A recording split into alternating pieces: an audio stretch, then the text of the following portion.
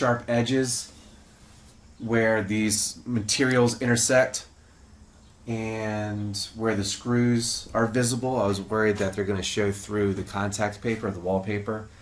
So I don't know if that's customary or protocol or best practices or whatever, but I thought that it would help alleviate some of that, some of those rough patches that you may see behind the wallpaper.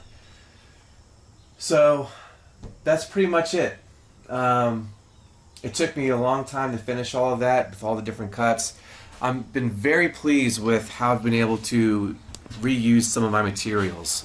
You know, going into this, I've never done a project like this before, and I did my best to estimate the amount of materials that I would need.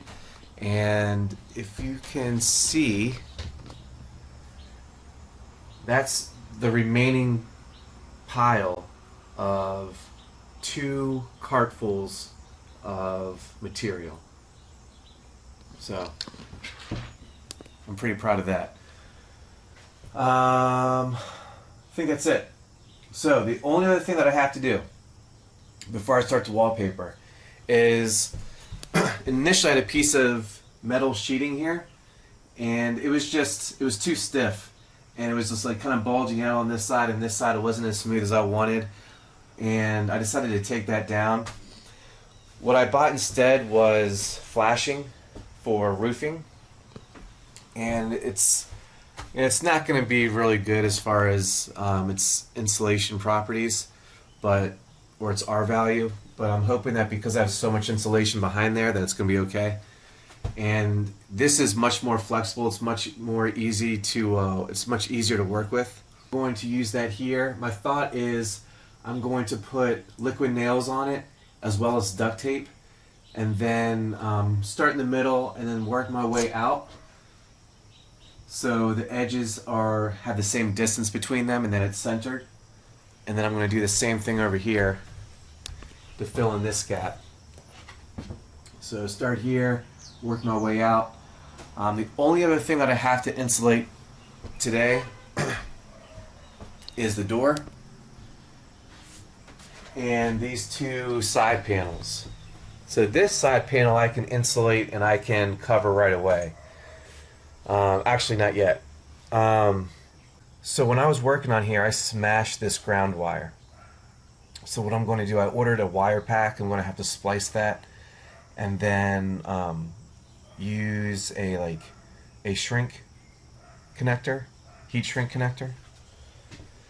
Been YouTubing that. And then I'm going to take this piece of insulation out so I can access the wires up here, and then I'm going to go underneath the undercarriage because I pressed this up against that hole, and you can see that it's pinched up against the metal frame, and it's making me nervous. And it could be working just fine. I have no way of really testing it out. So, but that's next on the agenda. So I have to splice those wires on either side, apply like a heat shrink connector to them so they stay in place. Then I can insulate those sides here. Then I'm going to cover this up with my flashing. And then I'm going to cover this up with my flashing. And then I'm going to insulate the door. And then once I do that, then I can officially wallpaper. So it's we're getting down to the last few days, which I'm really excited about. It's been a really long, I mean, it's only been, I guess, 7 days, but I've been putting in a lot of hours, and it's been really hot. It's been like 95 degrees almost every single day. So I'm ready for this project to be over.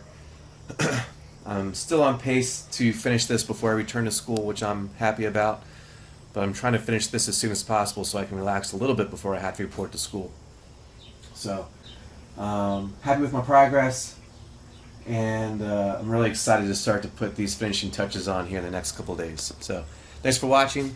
Make sure that you subscribe, and thanks for following my journey.